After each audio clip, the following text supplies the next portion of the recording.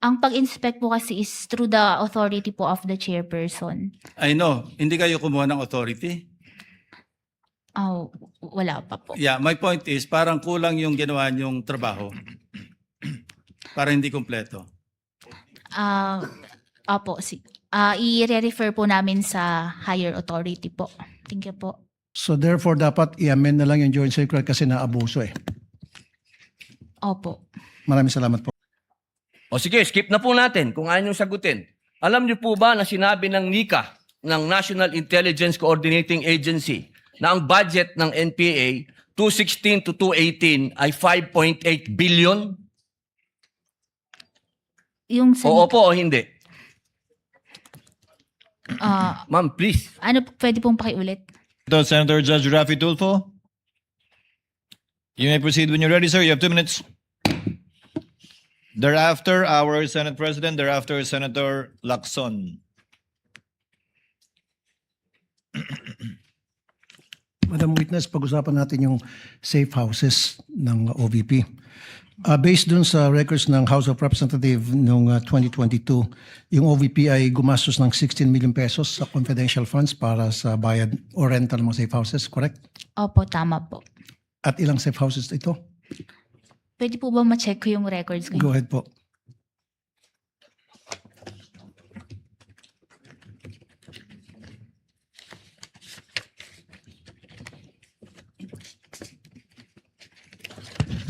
Tulungan na lang kita para mas mapabilis. 34. Opo. 34 na safe houses. 16 million. 16 million. Ilang araw? 11 days po. 11 days. Okay. Kasi, Madam Witness, base sa 2022 real estate data, ang real estate property, alimbawa sa Forbes Park, 450,000 a month. I-divide mo yan sa everyday, that's 15,000 pesos a day. Corinthian, 200,000 a month. Divide that in one per day, 6,666. Sa Ayala Alabang, 290,000 per month. Per day, lalabas siya na 9,666. Ito ba yung mga nirentahan ng OVP na safe houses nila? Galing ba sa mga nasabi ko exclusive subdivisions? Wala pong nilagay na addresses nung kanilang safe house. Yung acknowledgement receipts lang po yung naging basehan namin dun sa payment of rental of safe house. Pero hindi sinabi whether Forbes Park, Amanpalo, Boracay, ganon, Dasmariñas, wala talaga. Wala po. So, ibangga mo yan sa mga ibang agencies na nag-liquidate para sa kanilang mga safe houses. Meron bang ganong klase mga amount na diniklara? Meron bang mga amount na ganon? Wala po, hindi po ganun kalaki. So, walang ganong kalaki. So, what do you think of this? Is this excessive, abusive, or out of this world amount? Base po sa inyong experience. Ito po kasi is hindi namin naging finding. So, kasi po, nag-rely mga po kami dun sa certification ng SDO na these were used for the disbursement of CF and necessary po ito and for legal purpose. Pero kung dito po, malaki po talaga siya for payment of rental of safe house. Kasi lumilitaw, parang 42,780 pesos per day ang bayad ng OVP para sa kanilang mga rental properties noong 2022. Sa halagang 16 million na spend nila in the 11 days. Now, sa paggamit ng mga aliases, silent ang joint circular sa paggamit ng mga kengkoy na mga aliases para sa mga informants na tumatanggap ng confidential funds, right?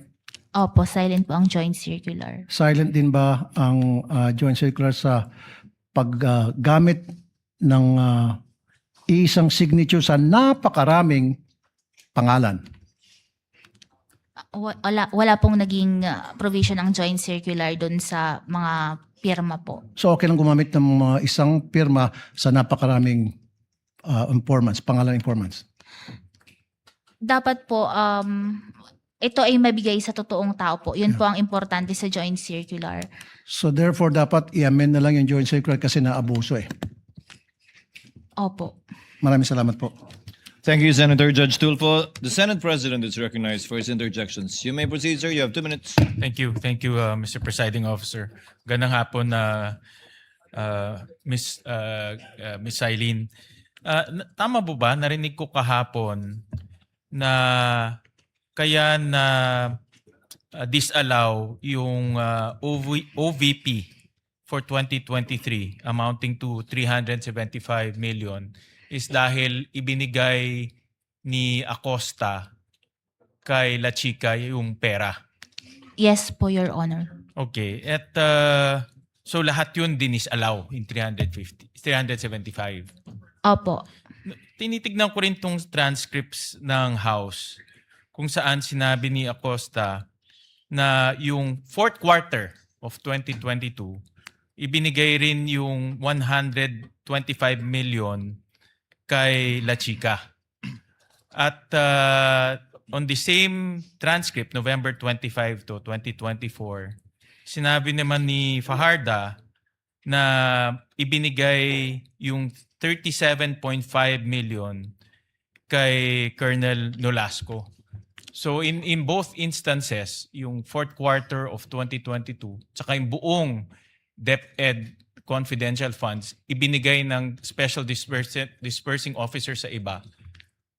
Kung ganyan rin ang sitwasyon, di dapat ma-disallow rin yung fourth quarter ng 2022 at buong DepEd confidential funds. Tama po ba?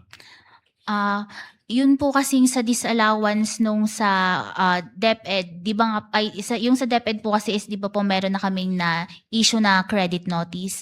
And dahil nga po sa additional information after namin ma-release yun, August 2024 po kasi yun, November 2024 nagkaroon ng CGPA. So, pinag-aaralan pa po kasi this is the first time po kung sakali man na magre-reopen kami ng settled accounts. And ito po kasing reopening is with the authority of the COA chairperson. Kaya po pinag-aaralan po kung ito ay i-reopen dahil nga po it is the first time and this involves voluminous documents na kailangang isa-isahin Pero po. pag titignan natin yung circumstances, pareho eh. Opo, Binigay tama yung po. pera kay La Chica, binigay yung pera kay Nolasco. Kung ganun susundan natin na rational, pwedeng ma-disallow rin yung fourth quarter OVP at buong DepEd confidential funds. Tama? Yes po, tama po. So, pwedeng ma-disallow buong 612.5 million na confidential funds sa OVP at sa DepEd. Tama? Yes po, tama po. At yan ay dapat ibalik Opo, ng dahil, mga accountable officers. opo, tama po. Bakit mahalaga ang papel ng Special Dispersing Officer? Yung special disbursing officer po kasi, siya yung may responsibility to disburse yung cash advance. And dun po kasi sa nangyari sa DepEd at saka sa OBP, nung i-transfer po niya ito sa ibang tao, naputol na po yung chain of accountability. Nawala na po yung wala na siyang personal knowledge kung talaga bang ginamit ito ng mga security officers na pinagbigyan for confidential activities po talaga. And mababaliwala yung certification na this is for the confidential operations of the agency po and legal and necessary yung naging gastos po. In your opinion ngayon na ibinigay ito sa non-Special Dispersing Officer, anong pwedeng mangyari sa pondo na sabi mo kahapon public funds? Dahil nga po naging mali yung paggasta nito, kailangan pong ibalik ito sa pondo ng bayan. Kung binigay sa hindi siya na SDO, non-SDO, anong pwedeng mangyari doon sa pondo? Pwede po itong magamit sa hindi dapat paggamitan na hindi for confidential expenses. May risk po na ganun. All right. Thank you, Mr. Presiding Officer. Senator Judge Lacson, you may proceed when you have 2 minutes, sir. Thank you. Good afternoon, Silene. Good afternoon po. I assume familiar ka doon sa Article 4, 15, paragraph Article 4, Section 15 ng inyong Joint Circular. Ayan, pinlas ko lang sa screen para ma-remind ka. 4.16. Pay attention sa paragraph 15.2, paragraph 2 at saka paragraph 3. Pakibasa mo na lang para hindi ma-charge sa akin. that expenses were incurred in connection with the agency's intelligence or confidential operations and activities with supporting documents attached to the liquidation for CF and for the IF, the documentary evidence of payment kept in a sealed envelope in the vault in the office of the SDO. Sige, sa 3, paragraph 3. That the details and supporting documents of transactions that are classified are in the custody of the agency and kept in its vault, which may be inspected by ICFAO if the circumstances so demand. Ang tanong ko, ginawa niyo ba ito? Yung sa inspection po kasi ng vault, sa IF na po yun. Sa use ng... ICFAO ito Siya sabi, if the circumstances so demand. Hindi ba dinidemand ng circumstances na inspection yun yung vault? Yung sa Dahil maraming aliases. yung vault po yung sa vault po kasi yung nagpe-pertain po yun sa intelligence fund, yung No. may vault po sa office. CF saka IF ito. Hindi lang intelligence. Parehong treatment, Miss Eileen. 415. Ang tanong ko lang, hindi ba dinidemand o dinemand ng circumstances na inspeksyon ninyo yung vault? Ah, Kasi kung maraming aliases na nagdududa kayo, di ba natural lamang logically isipin nyo, ma-inspeksyon nga yung vault kung meron talagang mga totoong tao sa likod ng mga alias o aliases. ang pag-inspect po kasi is through the authority po of the chairperson. I know, hindi kayo kumuha ng authority. Oh, wala pa po. Yeah, my point is parang kulang yung ginawa niyong trabaho. Para hindi kompleto. Kasi po may iba po kasing office na No, ICFAO sinasabi rito, may be inspected by ICFAO if the circumstances so demand. Opo. Anyway, let's leave it at that. Familiar ka ba doon sa 2020-005? Anong circular po yun? Yung sa fraud audit. Hindi po ako gaanong familiar doon Yeah. sa joint circular. Anyway, i-familiarize kita. Meron kayong office, di ba? Yung fraud audit office. Opo, may separate office po sa COA. Okay, dito sa paragraph 3.1, yung filing, of course, ito, people's participation ito Kailangan merong formal complaint, pero hindi lang complaint, information, indication, or complaint na merong fraud. Opo. So papasok yung fraud audit investigation ng inyong office. Hindi office nyo. Ibang yung fraud office. Yeah.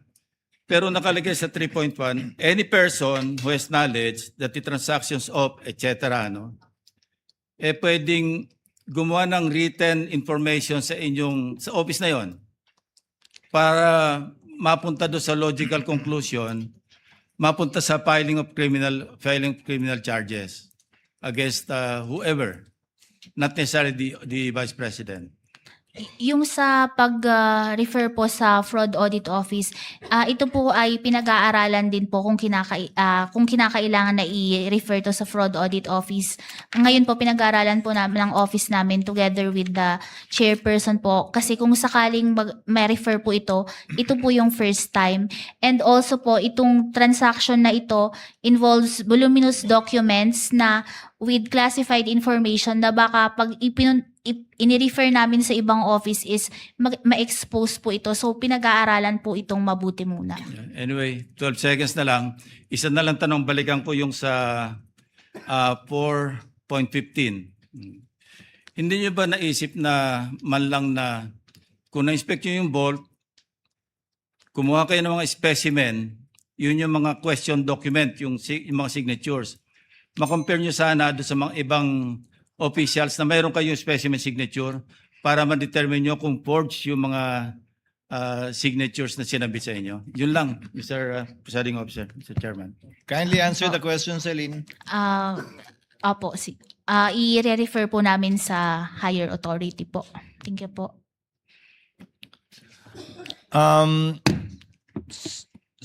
The chair would just like to make some interjections. We will not have a round 2 anymore because we have to convene session at 4:15. So that we can dispense with the witness already. Just a few questions, Silene. Wala pang NFD lahat ng pondong pinag-uusapan natin. Fourth quarter of 2022, the first 3 quarters of 2023 for DepEd and OVP. Opo, wala pa pong NFD. So wala pang final decision lahat ng ito. Opo, tama Pag po. sinabi nyo nag-demand kayo ng restitution, ang ibig sabihin lang naman ito, kinarga nyo na as an unliquidated cash advance yung mga yung mga dinis-allow ninyo. Opo, tama po. Yun lang naman po ang ibig sabihin nun, di ba? Hindi naman ibig sabihin, isoli mo, bigay mo yung pera sa akin. Ibig sabihin nun, ilalagay namin yan as unliquidated cash advance during the pendency of the notice of disallowance. Yes po, kasi may mga remedies pa po sila. Kasi hindi pa nga final at wala pang NFD. Opo. Tama po? Pangalawa, ano po ba pagkakaiba ng disbursement sa transfer? Illegal mag-transfer ng pera ang SDO sa isang non-SDO, pero pwede po ba siya mag-disburse sa isang non-SDO o unbonded na tao? Hindi din po pwede, hindi rin po niyang ibigay yon sa unbonded na tao. Recipient na po yun eh. Yung sa disbursement po niya, opo, hindi banded, pero kung dapat po diretso from the SDO to the recipient of the confidential fund po. So, ang disbursement pwede sa non-bonded na tao, ang transfer ng pondo sa non-bonded hindi pwede. These are technical terms. Opo. Di ba? So, kung ang pinagbigyan ay recipient, pwede yon kahit non-bonded. Opo, kasi siya na yung talagang recipient nung confidential fund. And as a final question, Sailin, I checked the transcript, which the court took judicial notice of. I would like to ask more eyes to look at it. Hindi ko nakita sa transcript na sinabi ni Gina Acosta na binigay niya kay Latchika lahat for the 4th quarter of 2022 and the first 3 quarters of 2023.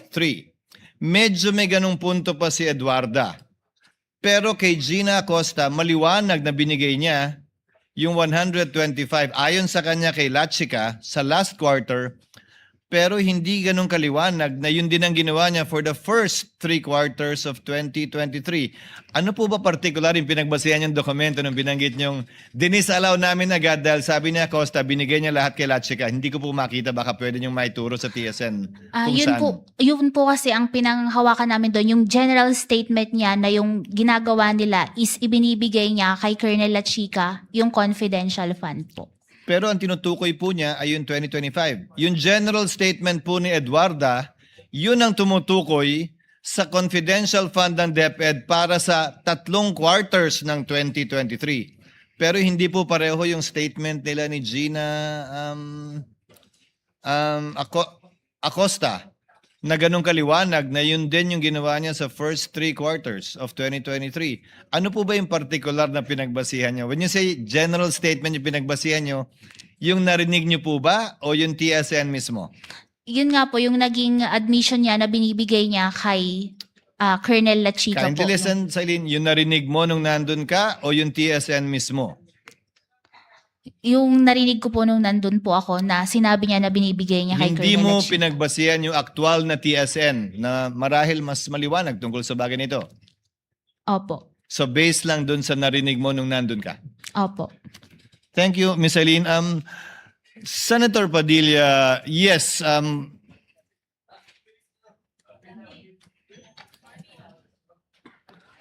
Senator Padilla, yes. Gusto niyo maghati na lang kayo? Senator Padilla for a brief interjection and Senator Marcos for a brief interjection to avail of round 1. Then we call it a day. Senator Lapid, kindly proceed, Senator Padilla, while Senator Lapid is thinking about it.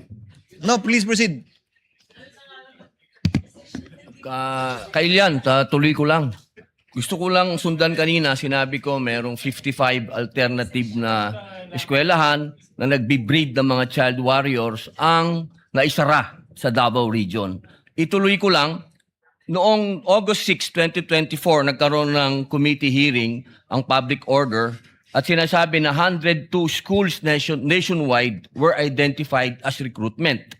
11 elementary schools, 34 high schools, 123 college and universities.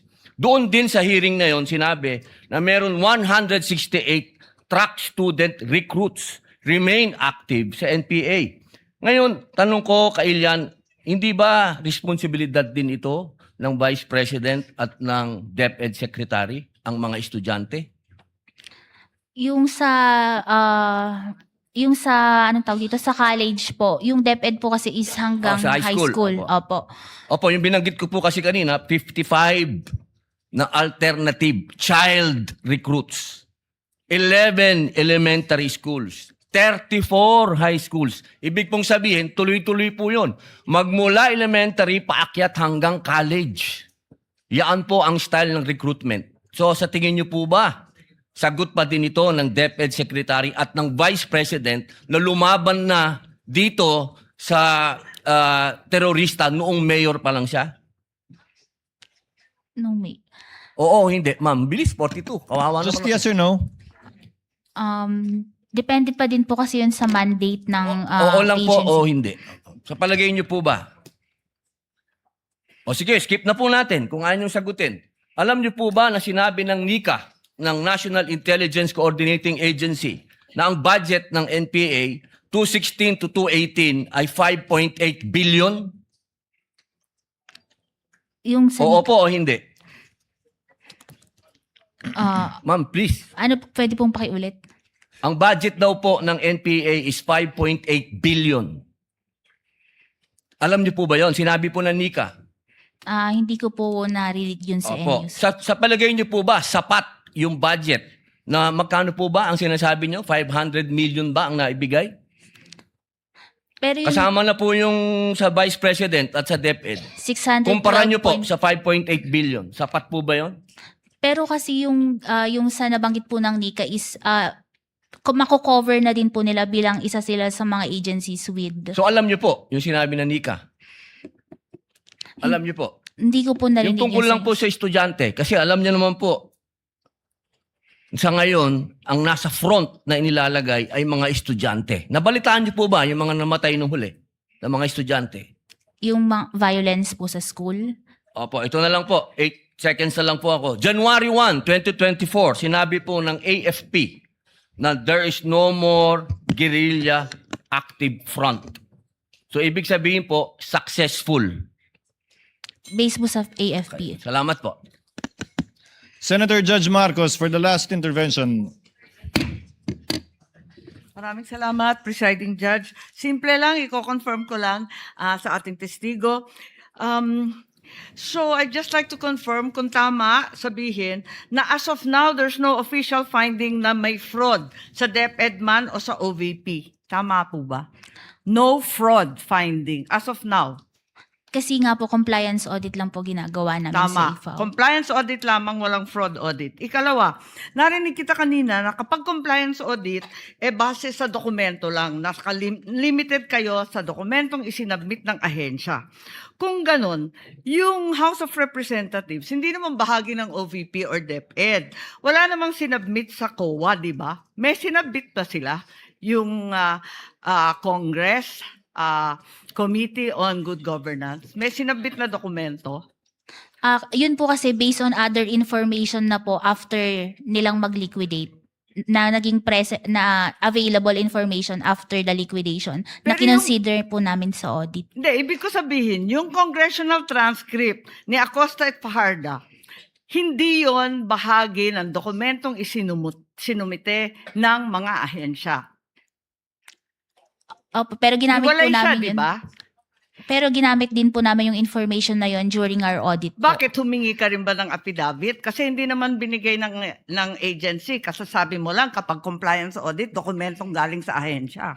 Pero yun po is relevant information po na ginamit namin for audit po, na sinama namin sa pag-audit.